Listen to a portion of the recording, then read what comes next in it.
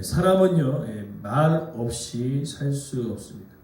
하루를 시작하고 하루를 마무리하면서 나와 관계된 많은 사람들과 수많은 말을 하면서 지내게 되어집니다. 그러면서 때로는요, 이 말이 공기 중에 흩어지는 것처럼 느껴지지만 사실은 이 사람의 마음 속에 오래 남는 경우들이 있는 것이죠. 그래서 우리가 세월을 지나다 보면은 어떤 말은 우리 마음에 깊이 남아있는 말들이 있습니다. 그래서 어떤 사람은 평생 이런 말을 듣고 살아갑니다. 너는 왜 이렇게 못하냐? 너는 안 될 것이다. 자꾸 부정적인 말들을 들으며 살아가는 사람이 있습니다. 그런 사람은요, 늘 삶 속에서 움츠리며 자신감 없이 살아가게 되어집니다.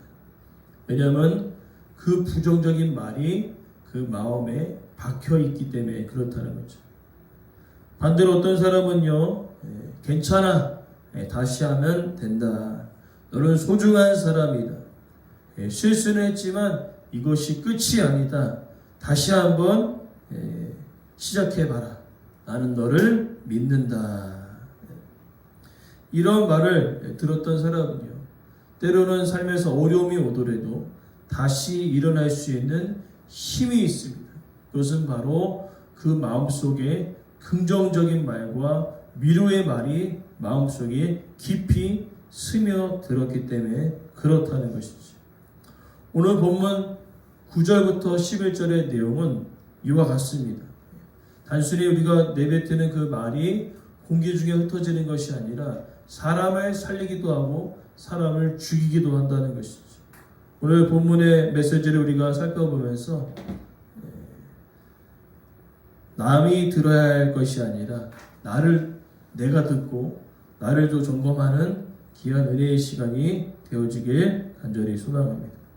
첫 번째로 우리가 살펴볼 것은 죽이는 말은요, 가까운 사람을 무너뜨린다라고 이야기합니다. 오늘 본문 9절에 강하게 이야기합니다. 악인의 입은 그의 이웃을 망하게 한다. 망하게 하는 거죠. 뭐가 망하게 하는가? 바로 악인의 말들을 들어보면은 이게 망할 수밖에 없구나라고 생각할 수 있습니다. 몇 가지만 우리가 살펴보면 첫 번째, 죽이는 말은요, 험담과 이간질의 말이라는 것입니다. 그래서 이제 누군가를 이제 이야기할 때 그 사람이 있을 때는 하지 않습니다. 그 사람이 공동체 안에 있다가 그 사람이 바깥으로 나가건가 아니면 사라질 때에 옆 사람과 이렇게 얘기합니다. 내가 이런 말을 안 하려고 했는데, 그러면서 옆 사람과 이야기하는 거죠. 사실 저 사람이 원래 좀 그래 라고 이야기하는 거죠. 그런 사람은 믿을 만한 사람이 아니야. 그러면서 어떻게 합니까? 그 말을 퍼뜨려 나가는 거죠. 너만 들으라고 얘기하지만 너만 듣는 게 아니라 옆 사람에 옮기고 저 사람에게 옮기고 계속 옮긴다는 거죠. 그래서 이 험담과 이간질의 말은요, 듣는 사람뿐만 아니라 그 대상자 또 그런 말을 하는 사람까지 모두 다 사람의 신뢰를 무너뜨리게 되어진다는 거죠. 그러나 그 말이 무서운 것은 뭐냐면 이 험담과 이간질은요, 공동체를 완전히 무너뜨리는 아주 무서운 말이 될 수 있는 거죠. 교회 안에서도 그렇고 가정에서도 그렇고 우리는 무슨 말이 좋습니까? 어떤 글을 보니까요, 이런 글이 있어요. 가장 씹기 좋은 것이 무엇일까요? 정답. 고기인 줄 알았었잖아요. 고기인 줄 알았는데 남을 씹는 게 제일 맛있대요. 고기보다 제일 맛있는 것이 남을 씹는 것이다. 아무튼 우리는 그렇게 편안하게 다른 사람의 말을 할 때가 있는 것이죠. 그러나 중요한 것은 그런 말이 공동체를 무너뜨린다는 겁니다. 두 번째로 죽이는 말은요, 사람의 약점을 찌르는 말입니다. 우리는 모두가 연약한 존재이기 때문에 실수할 수 있고 넘어질 수 있습니다. 그럴 때 악인은요, 이렇게 얘기한다는 거예요. 내가 너 그렇게 될 줄 알았어. 너는 원래 이래. 너는 옛날부터 문제였어. 이렇게 얘기한다는 거죠. 네가 잘한 게 뭐가 있냐.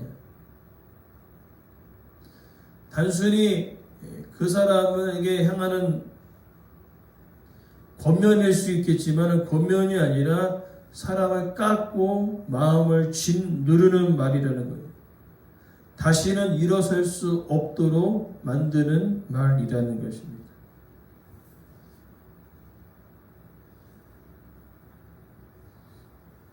그리고 세 번째로는요, 죽이는 말은 진실을 가장한 폭력이 될 수 있다라고 얘기합니다. 제가 이야기하면은 아마 반드시 이 말씀을 드리면은 이거구나 생각하실 거예요. 난 거짓말 안 해. 있는 그대로 말할 거야. 이런 분들이 있어요. 난 틀린 말 한 적이 단 한 번도 없어. 맞는 말처럼 느껴지지만은 자기가 더 의로운 사람인 것을 부각하면서 다른 사람을 깎아내리는 말이라는 거죠. 실수할 수 있죠. 다음에 잘 해보면 좋지 않겠습니까? 그것이 아니라 역시 넌 안 된다. 넌 가만히 좀 있어라. 내가 할 테니까. 이런 말은 상대를 세우는 것이 아니라 상대를 무너뜨리는 말이 될 수 있습니다. 그럼 반대로 두 번째로 살리는 말은요, 지혜와 분별을 통하여 사람을 회복시킨다는 것이죠. 이어지는 9절 하반절에 의인은 그의 지식으로 말미암아 구원을 얻느니라. 여기 구원을 얻는다는 개념은 살린다는 의미입니다. 왜냐하면 구원을 얻는 그 의미는 예수 그리스도의 믿음으로 말미암아 구원의 은혜가 주어지는데, 여기서 구원은 사람을 살린다라는 것이죠. 도대체 무엇이 사람을 살리는 것일까요? 살리는 말은요, 먼저 듣고 천천히 말하는 것입니다. 죽이는 말은 대체로 급해요. 왜냐하면 나의 말만 쏟아내기 때문에 다른 사람이 얘기할 변명할 수 있는 여지를 남겨주지 않는 겁니다. 그냥 막 따발총처럼 그냥 다다다다다다다 막 쏟아내는 거죠. 이런 따발총 같은 이 말을 우리가 어디서 경험합니까? 어렸을 때 부모님으로부터 경험하기도 하고, 커서는 아내에게 경험하죠. 뭔가 책 잡은 일이 있으면요, 그냥 다다다다다다 쏟아내는 겁니다. 피할 길이 없어요. 변명을 할 수 있는 시간이 없습니다. 그냥 계속 쏟아내니까요. 아무튼 무엇이냐면은 죽이는 말은 변명의 여지를 주지 않고 계속 쏟아냅니다. 그러나 살리는 말은요, 먼저 듣습니다. 듣고 어떻게 합니까? 분별하는 거죠. 이 말을 꼭 해야 되나 말아야 되나. 이 말을 했을 때 상대방을 생각하는 거예요. 그러니까 살리는 말은 먼저 듣는 이유는 이것을 듣고 내가 어떻게 대답해야 되는지를 분별하는 것입니다. 내가 이렇게 얘기했을 때 상대방이 어떻게 생각할까?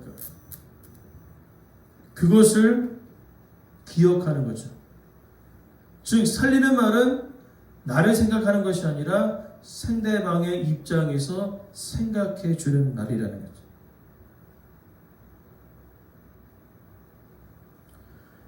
그리고 살리는 말은 정죄가 아니라 회복을 목표로 하고 있습니다.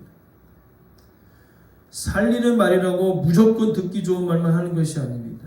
때로는요, 잘못했을 경우가 있지 않습니까? 모른 척 지나가지 않습니다. 그 잘못을 수정할 수 있도록 도와주는 것이죠. 아까 앞에서 죽이는 말은 넌 안 돼! 라고 얘기하지만 살리는 말은요, 그래, 실수할 수도 있다. 한 번 더 해보자. 실패는 성공의 어머니다. 라고 이야기하면서 그가 그 문제를 가지고 쉽게 포기하지 않고 다시 도전할 수 있도록 격려하는 거죠. 위로해 주는 것이죠.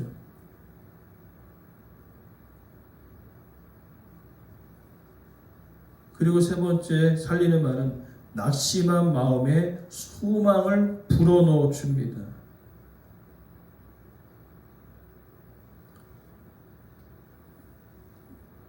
여러 가지 일들을 진행할 때 결과가 솔직히 좋지 않을 경우도 있습니다. 그때 어떻게 합니까? 수고했다, 괜찮다.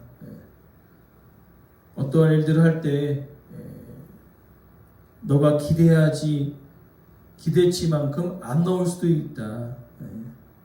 그러나 이것이 반면교사가 되어서 너가 이 문제를 할 때 더 좋은 효과가 날 것이다.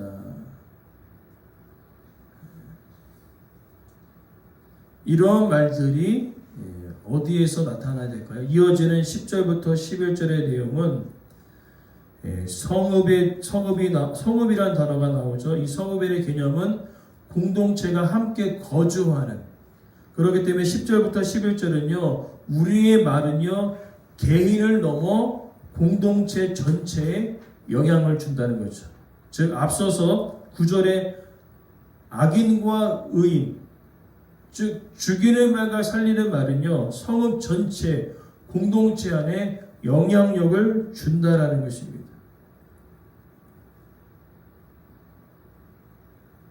그래서 10절에 의인이 형통하면 성읍이 즐거워하고 11절에 적인 자의 축복으로 인하여 진흥한다. 무슨 말입니까? 축복의 말이 있는 공동체는요, 살아납니다. 가정 안에서나 교회 안에서 어떤 일을 할 때 실수가 벌어졌을 때 괜찮아, 다시 시작하면 된다. 오늘 정말 애썼다. 어떤 여러 가지 일들 속에 수고하셨습니다. 때로는 결과가 우리에게 기대치에 못 미칠지라도 우리가 다시 하나님의 은혜를 붙들며 우리가 기도합시다. 하나님이 역사하실 것입니다. 라고 기도하는 것이죠. 그러나 반대로 10절에 악인이 패망하면 기뻐 외치고 악한 자의 입으로 말미암아 무너진다. 11절과 10절 말씀 거꾸로 보시면 되겠죠. 악인의 입으로 말미암아 무너져 버리는데, 그래서 악인이 망하니까 사람들이 기뻐 외치는 겁니다. 악한 입술은 공동체를 조용히 무너뜨린다라는 것이죠.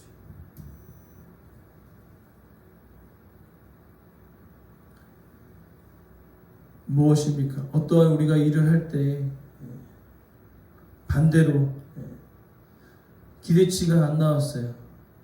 아유, 해봐도 안 돼, 이제. 하지 말자고. 효과도 없는데 하지 말자는 거죠. 기도도 그렇고, 교회도 그렇고, 목사님 효과도 없는데 그냥 하지 말죠. 그런 눈에 보이는 것에 대하여 이야기하는 사람들이 있다는 것이죠. 순간의 감정을 이야기하지만 공동체가 앞으로 나가는데 걸림돌이 될 수도 있는 것이죠. 그래서 하나님은요, 우리의 입술이 공동체를 세우는 도구로 사용되어지기를 원하십니다. 왜냐하면 제가 서도에 말씀드렸죠. 어떠한 말은요, 마음속에 깊이 난다고 제가 말씀을 드렸습니다. 하나님은요, 이 말의 힘이 얼마나 대단한지를 오늘 말씀을 통하여 이야기했습니다. 단순히 내가 감정적으로 그냥 훅 뱉은 그 말이 공동체를 무너뜨리고 가정을 무너뜨릴 수 있다는 것이죠. 그러하기 때문에 우리는 말을 할 때 지혜가 필요합니다. 말을 할 때에 분별력이 필요합니다.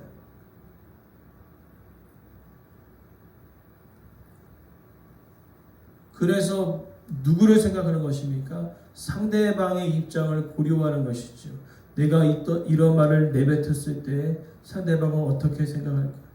내가 이런 말을 내뱉었을 때 공동체에 어떠한 영향력을 끼칠까?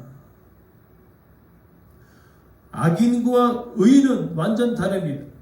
악인은요, 공동체를 생각하지 않습니다. 악인은요, 가정을 생각하지 않습니다.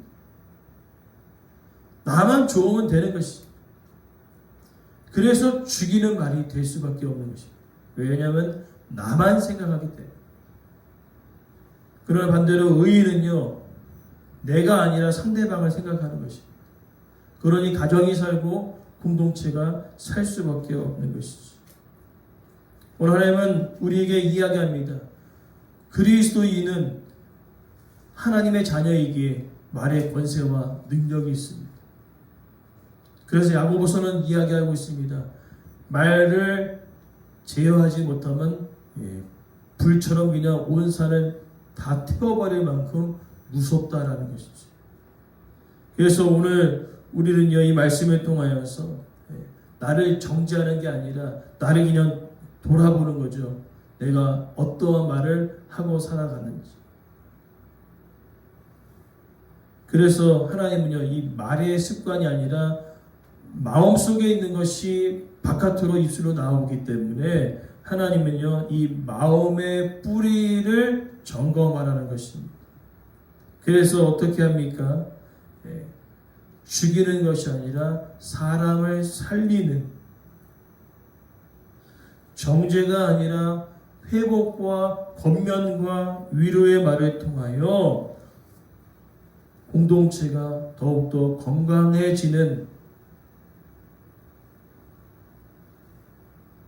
그러한 일들을 우리가 기억하며 믿음으로 살아갈 것을 이야기하고 있습니다. 그러나 중요한 것은 이 입은요, 제어하기가 힘들다고 말씀했습니다. 그래서 우리는 하나님의 은혜가 필요한 것입니다. 그래서 기도하는 것이죠. 하나님, 나의 입술을 붙들어 주시옵소서. 죽이는 말이 아닌 살리는 말을 하게 하여 주시고, 공동체를 무너뜨리는 것이 아니라 공동체를 일으켜 세우는 은혜의 통로, 회복의 통로로 주여 나를 사용하여 주시옵소서. 그렇게 기도하며 우리가 오늘 본문의 메시지처럼 죽이는 말이 아닌 살리는 말을 날마다 할 수 있는 그런 믿음의 사람이 되어지길 간절히 소망합니다.